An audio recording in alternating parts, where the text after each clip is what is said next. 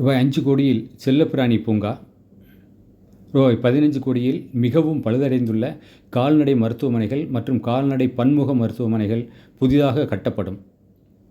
வள்ளலார் பல்லுயிர் காப்பகங்கள் திட்டம், ஆதரவற்ற, கைவிடப்பட்ட, மீட்கப்பட்ட மற்றும் விபத்துகளில் காயமுற்ற கால்நடைகளை பேணி பாதுகாக்கும் விதமாக பராமரிப்பு நிலையங்கள் வள்ளலார் பல்லுயிர் காப்பகங்கள் திட்டம் மூலம் தோற்றுவிக்கப்படும். ரூபாய் 5 கோடியில் அடையாறு செல்லப்பிராணிகள் சிகிச்சை மையம் தரம் உயர்த்தப்படும்.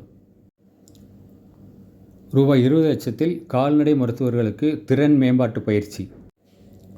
தெருக்களில் அனாதையாக விடப்பட்ட கால்நடை மற்றும் தெருநாய்களுக்கு இடையிலான மோதல் மற்றும் கால்நடைகளுக்கும் மனிதர்களுக்கும் இடையிலான மோதல் ஆகியவற்றை கையாள ஏதுவாக மற்றும் கைவிடப்பட்ட கால்நடைகளுக்கான கொள்கை உருவாக்கப்படும்.